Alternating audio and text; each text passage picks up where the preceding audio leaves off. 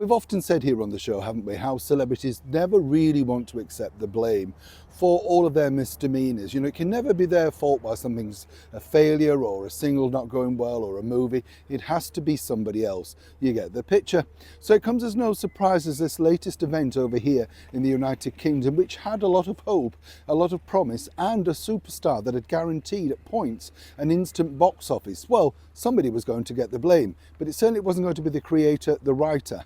As ever, let me explain. Lovely to see you today. Thank you so much for taking the time out, as ever, to give some of your time to me. I truly appreciate it. I'm glad you enjoyed some of the beautiful shots of the river and canals and all that sort of stuff. It's nice, isn't it, to get out by the water. So many of you made me laugh, though, because like me, clearly you can't swim. And we do get nervous, don't we, by water.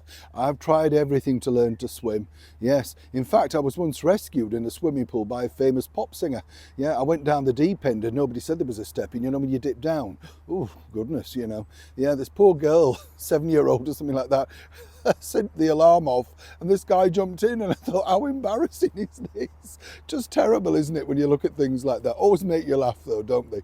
Back as ever to your story of the day. Yes, this particular thing called opening night opened in London's West End to great acclaim. It was going to be massive. Sheridan Smith, a huge successful star, very talented lady, picked up many awards and may be seen around the world portraying the 60s singing icon Cilla Black on screen.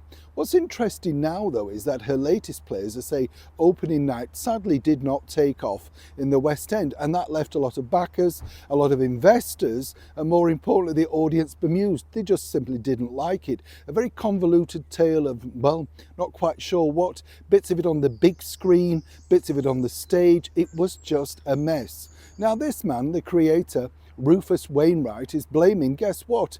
Brexit. Yes. Of course it's Brexit, you know, it couldn't be anything else, couldn't be your work, couldn't be the songs that don't strike a chord, could it? It always has to be somebody else's fault. Now, I went to opening night, let me tell you. Sheridan Smith battled on gamely, but it was dire. That's why I didn't do a report at the time. I didn't want to be unkind. Now it's closed, you know, let's be honest and let's be truthful. It was terrible. Bigger picture really is, as I say, Rufus Wainwright not necessarily had that much success, particularly in the world of musical theatre. And why he thought this would work, really don't know. I love these terms as well, don't you?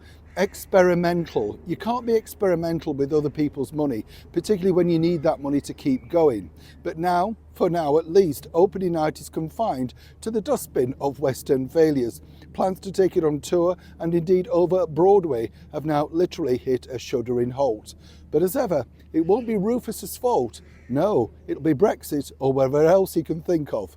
Poor Sheridan Smith, can you imagine being associated with such a, shall we say, difficult moment in the world of musical theatre? Neil Sean in the very heart of London.